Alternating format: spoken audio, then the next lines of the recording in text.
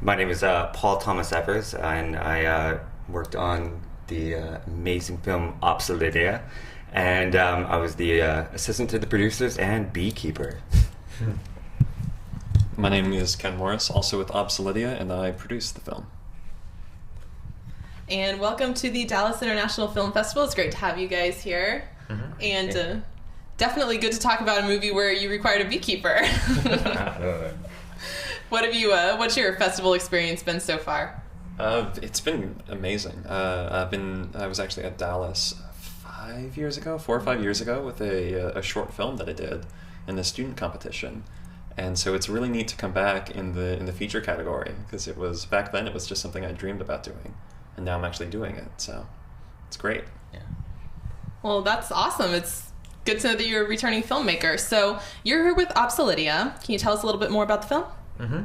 OBSELIDIA is the story of a man. He's sort of obsessed with obsolete things, and so he travels around Southern California interviewing people whose jobs are going obsolete. And he meets Sophie, who's a cinema projectionist, which is going obsolete, and they travel out to Death Valley to interview a scientist predicting the end of the world. And over the course of this journey, they realize that he's been living in the past and she's been living in the future, and what they've missed out on is most important, and that's the present moment. You know, nothing else matters except this moment right now. And it's a little bit coming of age. It's a little bit save the world love story. There's an eco aspect to it, but really it's just a heartfelt story that speaks to a lot of people. Anything to add? No. He's got it down. I guess as a producer, you perfect the pitch when you're trying to sell it. So it's a very unusual topic. So how did you come up with that, or what inspired you to come onto this project?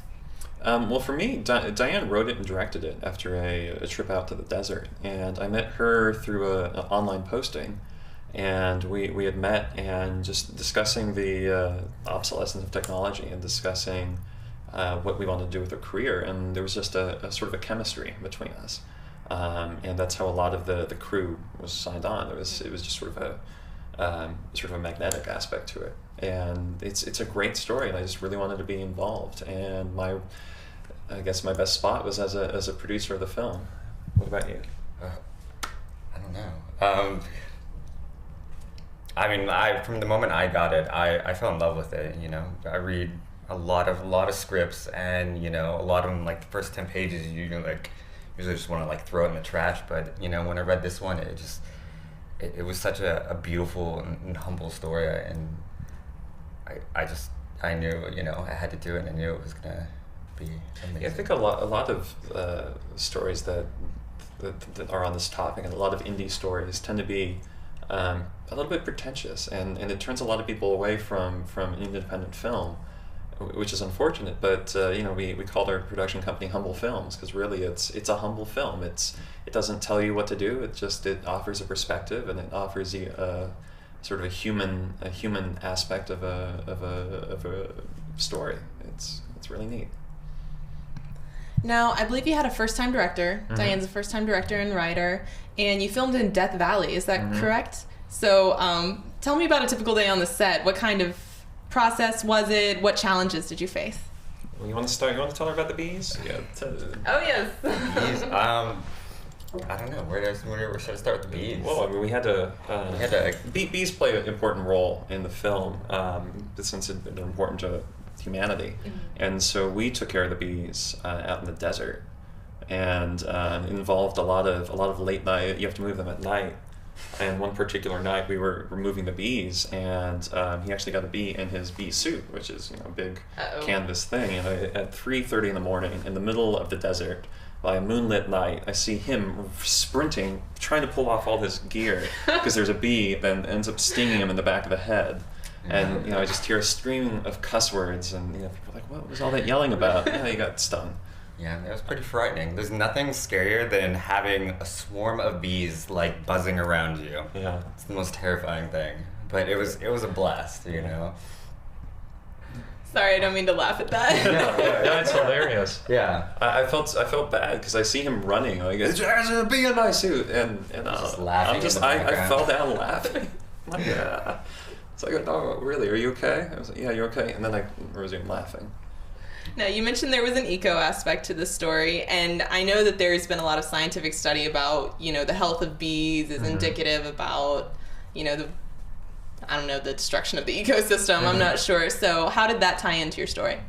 Well, the eco aspect is the character that they meet has his own. He sees he's a climate scientist, and so he sees the end coming. But his perspective is that it's coming. There's not much we can do about it. So enjoy the moment, the present moment, and that's where George, who lives in the past, sort of learns what he learns through the film. And the character is a beekeeper in the desert, and bees are pretty much integral to modern society. They pollinate all apples, avocado, anything that flowers and has fruit requires bees to pollinate it. Right. And so the loss of the bees would mean the loss of 2/3, 3/4 of most agriculture, and that's something that we're actually facing now.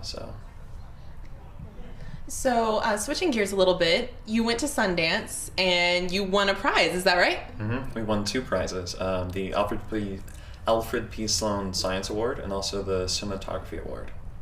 Wow, so congratulations about that. That's a big deal, especially for Diane, being her first time. So, since you did so well at Sundance, what made you want to bring the film to the Dallas Film Festival in particular?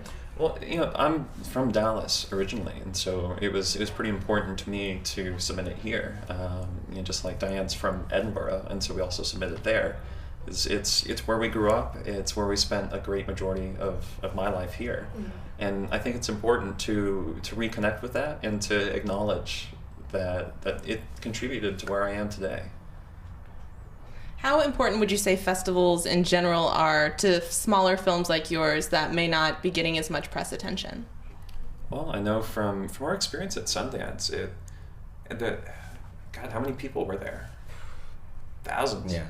Thousands. And so the fact that our tiny little film, our humble little film, had a chance to visit with such a wide audience. I think we had maybe 5 screenings there, and we had 2 screenings here, both with just packed houses. It's like instant publicity, and then that word of mouth builds, and then people tell their friends, and their friends tell their friends, and that's how interest in movies grows. I think it's integral to go to festivals. Yeah, as many as you can. Yeah, as many good ones as you Yeah, can. Dallas is a good one. Yeah. Dallas is a good one, that's for sure. Glad to hear you say it. Yeah. Well, so is there a website where viewers can go and learn a little bit more about the film? OBSELIDIA.com, or OBSELIDIAThemovie.com. That's OBSELIDIA, themovie.com. All sorts of info about it there.